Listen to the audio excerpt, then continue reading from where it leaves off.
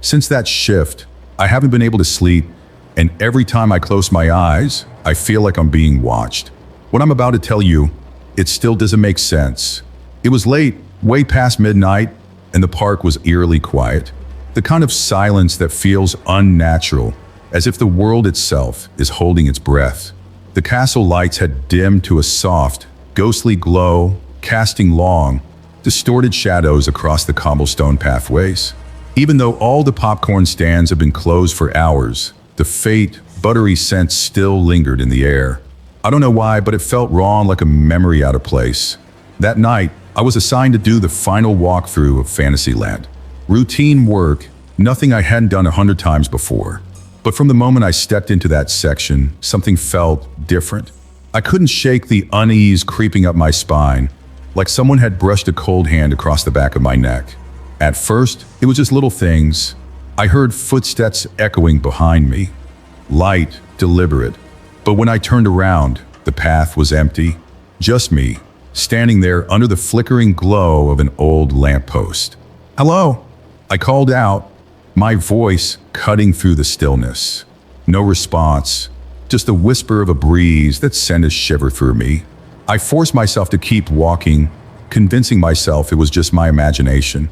I was tired. That had to be it. As I passed by the carousel, something caught my eye. A shadow, faint but unmistakable, moved along the wall. I froze, staring, waiting for it to reappear. But nothing. Just the soft, rhythmic creak of the carousel horses swaying gently in the stillness. I wanted to laugh at how jumpy I was getting, but it didn't feel funny. Not at all. When I reached the costume storage room, the air felt heavier, like stepping into a sealed box. The room was lined with shells of character heads, their oversized smiles frozen in place, their painted eyes staring blankly ahead. Normally, I wouldn't have given them a second thought, but that night, they unnerved me. I don't know how to explain it, but it felt like they were watching me. Not in the paranoid, "I know this isn't real" kind of way. No, this was different. I swear I saw one of their heads tilt slightly as I walked past. I stopped and stared, waiting for it to move again, but it didn't. It just sat there grinning like I was the punchline to some joke I didn't understand. "All right, get it together," I muttered under my breath, my voice trembling more than I wanted to admit. I tried to focus on the checklist in my hand, ticking off areas as I passed. But every time I moved, I felt it, that creeping sensation like I wasn't alone. As I stepped back outside, the silence was even more oppressive than before. The fog had rolled in, thick and heavy, swallowing the path ahead. I couldn't see more than a few feet in front of me. The footsteps started again, slow and deliberate, echoing faintly in the distance. This time, they didn't stop when I turned around. "Who's there?" I called, my voice sharper now, cutting through the thick air. Nothing, just the faint rustle of leaves in the distance.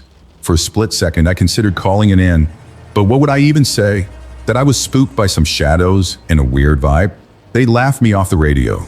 So, I kept walking, each step heavier than the last, the shadows seeming to stretch and shift around me. As I rounded the final corner, I stopped in my tracks. There, at the far end of the path, was a figure. It was barely visible through the fog, but I could make out the outline of a costume, a character standing perfectly still. My breath hitched as I stared, trying to make sense of it. The park was supposed to be empty. Everyone had clocked out hours ago. "Hey," I called out, my voice cracking. The figure didn't move. I stood there, frozen, the flashlight in my hand, trembling. It wasn't just the figure itself that unsettled me. It was the way it stood, rigid, unnatural. It wasn't waving or gesturing like the cast members usually do. It just stood there, as if waiting for something. That was when I realized the footsteps had stopped, but the feeling of being watched hadn't. I was almost done with my shift, walking the final stretch of the empty pathway, when I saw it. At first, I thought my eyes were playing tricks on me, but no, there was a figure in full costume standing at the far end of the path, half shrouded in the thick fog that clung to the ground like a blanket. It was Goofy, or at least it looked like Goofy, but something about it felt off. The costume was standing unnaturally still, too stiff, like it had been frozen mid-step. Goofy's usual playful, punched stance was gone. Instead, it just stood there, shoulders square, facing me. "Hey," parts closed. I called out, my voice echoing faintly in the still night air. I tried to sound confident, but I could hear the tremor in my own words. Nothing, no response. The figure didn't move an inch. I hesitated, my heart thudding hard in my chest. It had to be someone from the staff playing a joke, right? A coworker trying to mess with me. I forced a laugh under my breath and started walking toward it, the beam of my flashlight slicing through the fog. "Come on, it's late. Let's go. I don't have time for this." As I got closer, something felt wrong. The costume was pristine. Too pristine. I mean, those suits get worn every day, handled by multiple people. They're always a little frayed around the edges, stained in places you can't quite clean. But this one? It looked untouched, as if it had just been unpacked and slipped on for the very first time. Then it moved, not toward me but away. It turned without a sound and started walking down the path. The movement was slow, deliberate, like it wanted me to follow. I don't know what came over me, but I did. Maybe it was curiosity, or maybe I just wanted to prove to myself that it was just another cast member messing around. I quickened my pace, the sound of my footsteps echoing unnervingly loud against the empty buildings around us. "All right, who is this?" I called out, frustration creeping into my voice. The figure didn't respond, didn't look back. It just kept walking, disappearing further into the fog. Finally, it stopped, right in the middle of the path, under the faint glow of a flickering street lamp. I slowed my steps, my pulse hammering in my ears. I was only a few feet away now, close enough to make out every detail of the costume. The oversized shoes, the floppy ears, the ridiculous grin painted across its face. "Okay, joke's over," I said, my voice shaking. "Whoever you are, this isn't funny." I reached out to grab its shoulder. My hand hesitated in the air for a moment, a cold dread sinking into my stomach. Then I forced myself to do it. My fingers touched the fabric. It was cold, colder than it should have been. As I pulled the head off, everything around me seemed to stop. The world went silent. No crickets, no faint hum of distant machinery. Just silence. Inside, there was nothing. No face, no person, no one. The suit was empty, completely empty. I stumbled back, dropping the head. It hit the ground with a hollow thud, rolling a few feet before stopping, its lifeless eyes still staring up at me. The grin now seemed mocking, twisted in the dim light. The suit didn't collapse like I expected. It just stood there, unmoving, upright, as if there was still something holding it up. My breath caught in my throat. I couldn't move. I couldn't think. I just stood there, staring, waiting for it to do something. Anything. Then, the sound came again. Footsteps. But this time, they weren't coming from the suit in front of me. They were behind me. Slow, deliberate, getting closer. The head fell from my trembling hands, hitting the ground with a hollow, almost mocking thud. It rolled to the side, coming to rest with that same frozen grin staring up at me. For a second, I just stood there frozen, my brain refusing to process what I had just seen, or rather hadn't seen. My chest felt tight, like the air itself was conspiring against me. Then I heard it. Footsteps. Slow, deliberate, and impossibly loud against the cobblestones. They were coming from behind me. My body reacted before my mind could. I spun around so fast, I nearly lost my balance. The flashlight in my hand trembled, its beam bouncing wildly across the walls of the empty pathway. I was sure I'd see someone there, standing in the shadows, but the space behind me was empty.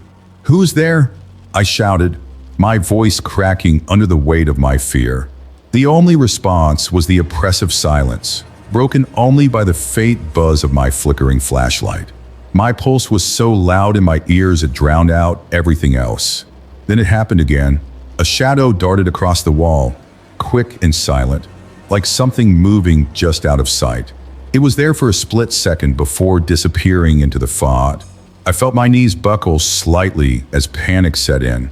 Every instinct screamed at me to run, but my legs wouldn't move. It was as if the terror had cemented me in place, rooting me to the spot. When I finally forced my body to obey, I bolted. My feet pounded against the cobblestones. the sound echoing unnaturally loud in the empty park. I wasn't thinking about where I was going, just away from whatever was behind me. The fog seemed thicker now, swallowing the world around me. Landmarks I'd passed 100 times looked distorted, unfamiliar. I felt like the park itself was shifting, conspiring to keep me lost. As I neared the main gate, the weight on my chest eased slightly. The side of the exit was a lifeline, a promise of safety just a few steps away. I slowed down to catch my breath, my lungs burning from the cold night air. And that's when I saw it. There, standing in the middle of the pathway, was the goofy costume. The same one I had left behind, the one I had just pulled the head off of. It was standing completely still, its lifeless grin pointed directly at me. My blood turned to ice. I didn't hear it move. I didn't see it follow me. Yet there it was, as if it had simply materialized in front of me. For a moment, I couldn't breathe. My mind raced, searching for an explanation. Maybe someone had moved it. Maybe I was imagining things. But deep down, I knew that neither of those explanations made sense. I took a shaky step back, my eyes locked on the figure. It didn't move. It didn't react. It just stood there, watching, or at least that's what it felt like. "Stay away from me," I whispered, though my voice was barely audible, swallowed by the dense fog. I didn't wait to see what would happen next. My survival instincts kicked in, and I turned, running as fast as I could toward the parking lot. My heart felt like it was going to explode, every step pounding out a rhythm of pure fear. Even as I reached my car, fumbling with my keys, I couldn't shake the feeling that I was being watched. My hands were shaking so badly, I almost dropped the key, but I managed to get the door open and slam it shut behind me. I didn't look back. I couldn't. If I had, I don't know what I would have seen, or what I wouldn't have seen. The drive home was a blur, my knuckles white against the steering wheel. Even now, I can't explain what happened. The footsteps, the shadow, the costume. None of it makes sense. And yet, every time I close my eyes, I see it. That grin. Those empty, black eyes. I don't know what it was, but I know one thing for certain. It wasn't goofy. It wasn't human. I didn't even stop to clock out. I sprinted to my car, my footsteps pounding against the pavement, echoing in the stillness of the empty lot. The keys shook in my hand as I fumbled to unlock the door, glancing over my shoulder every few seconds, terrified that I'd see it again. That thing. But the lot was empty. At least it looked empty. The moment I was inside, I slammed the door and locked it. My breathing was shallow, erratic, like I couldn't get enough air. I shoved the key into the ignition and twisted hard, the engine roaring to life. Relief washed over me for a brief second. But then, I felt it again, that same weight, that oppressive sense that I wasn't alone. I didn't look back. I couldn't. Instead, I hit the gas, tires screeching as I sped out of the parking lot.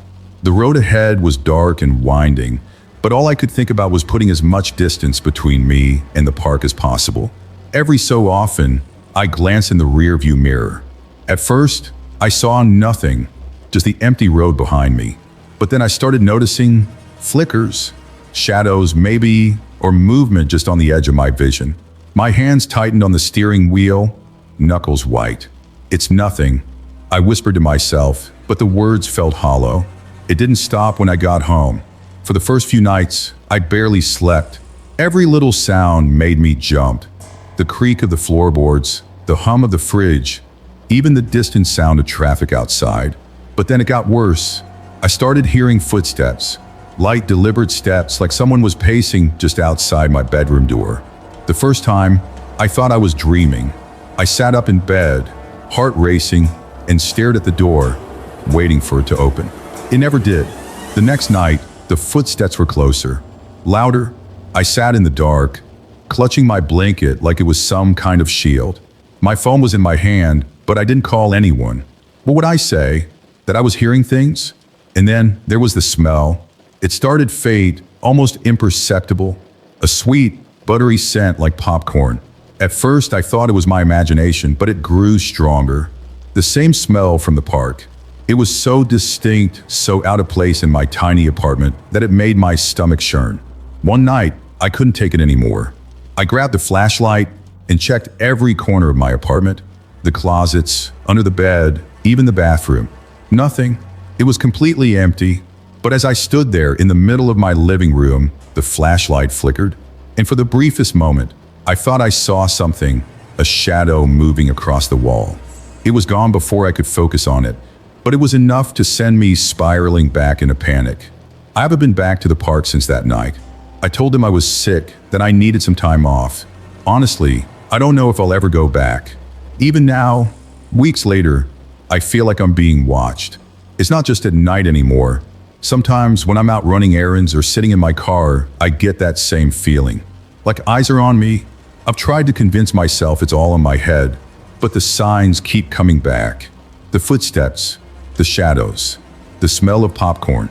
I don't know what's happening to me. I don't know if I'm being haunted, if I'm losing my mind, or if something followed me home from the park. But whatever it is, it won't let me go. And this was one of our followers' stories.